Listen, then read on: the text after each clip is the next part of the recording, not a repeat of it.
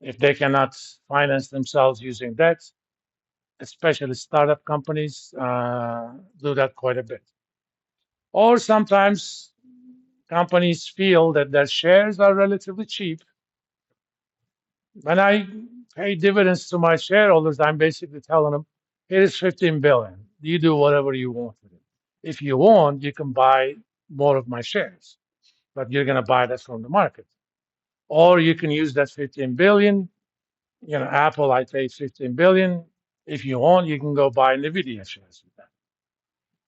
But with the repurchase, company says, I have a lot of cash. I mean, let's look at how much cash Apple has as of the last quarter.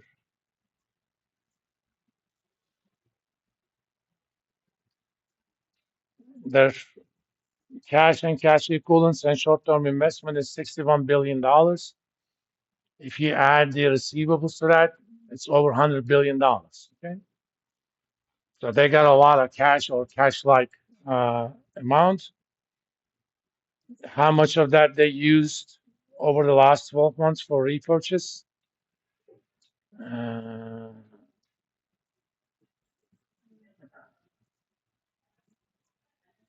right here, $90 billion. Okay, so Apple essentially returned $105 billion to their shareholders. So they made about 100 plus, and they returned all of that to the shareholders. Remember, repurchase is negative new equity. You are reducing the number of shares outstanding. Now, cash flow to shareholders in general can be of any sign. It could be positive, it could be negative, it could be zero. But if there is no net new equity, it cannot be negative because dividends cannot be negative. You cannot say, how about instead of me giving you $15 billion, you guys give me $15 billion. For what? Nothing. So dividends are always positive. Net new equity could be of any sign. Similarly, cash flow to creditors is uh, interest expense minus net new borrowing.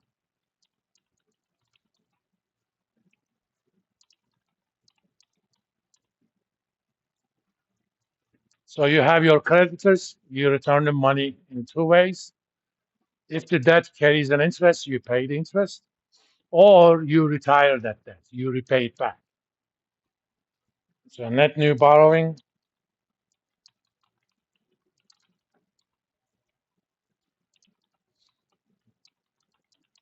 new long-term debts,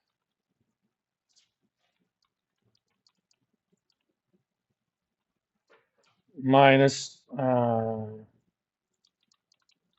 payments of existing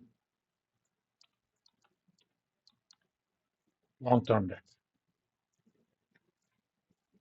Let's look at what Apple has done.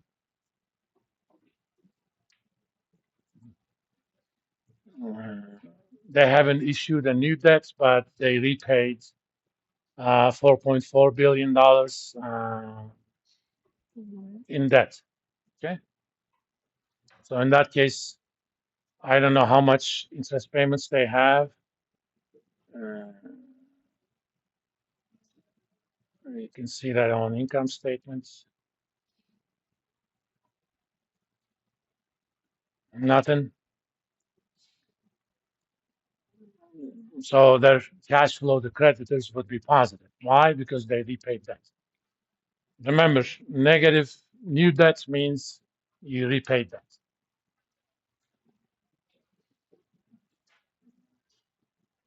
Again, cash flow to creditors can be of any sign as well. Now, that is uses of the cash flow. Now we're going to look at the sources of free cash flow.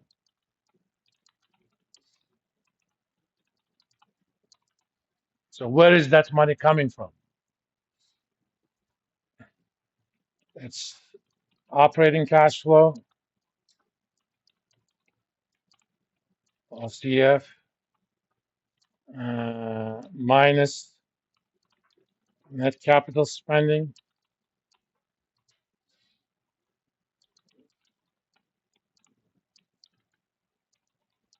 minus change in net working capital.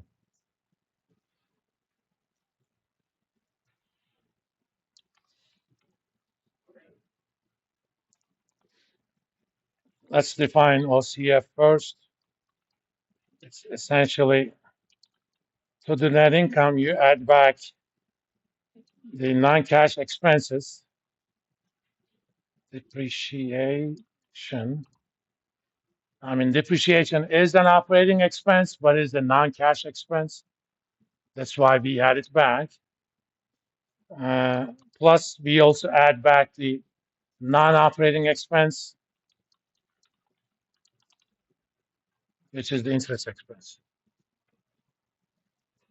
This basically says this is how much cash I generated on an after-tax basis from my basic operations. Yes. What was the NWC? Net working capital. Yeah.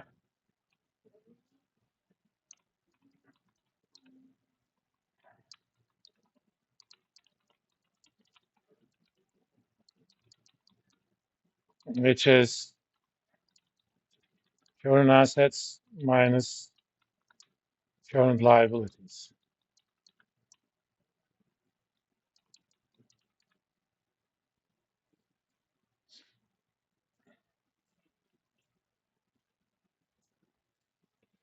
In practice, I mean, I kind of call it depreciation, but any non-cash expense, you're going to have to put it back in.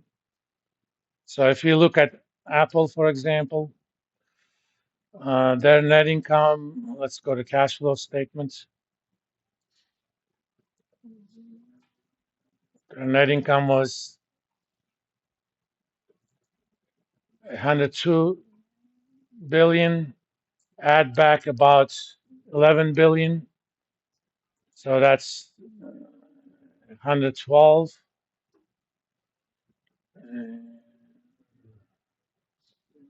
They don't have any interest payments. So that would be their operating cash flow.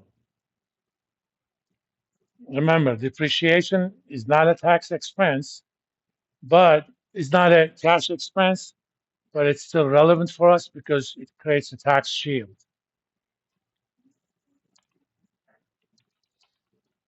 All else being same, higher depreciation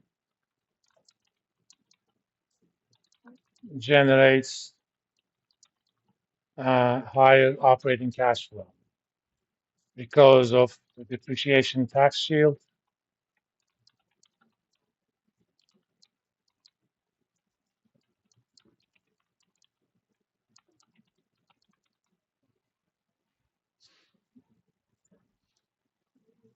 There are different methods to account for depreciation. You pick the one with the highest depreciation. That reduces your taxable income. It doesn't change anything in cash, but if your taxable income is reduced, your taxes are reduced. That means your net income is higher than it would have been otherwise. Remember, I add back the depreciation. So if your depreciation is higher by 1 billion, your tax rate is 20%, you essentially increase your operating cash flow by 200 million.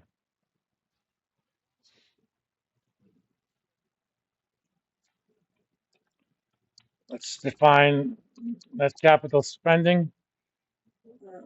We can do it in two ways. Change in net fixed assets plus depreciation.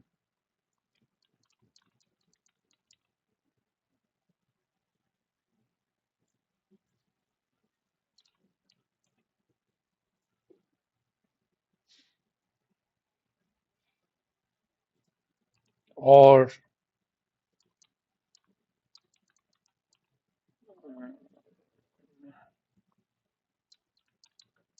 purchases of new fixed assets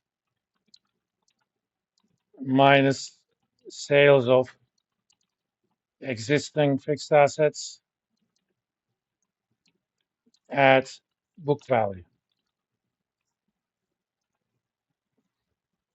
We're trying to basically figure out how much money we spent on fixed assets, things like machinery, equipment, real estate, and so on and so forth. The reason we use the book value, because let's say I have a building that is valued at $10 million in my books, but I was able to sell it at 30 million. The 20 million goes to my profits. The 10 million goes to reduction in my fixed assets. So you don't use the actual sale value, you use the book value at the time of the sale. But of course, you have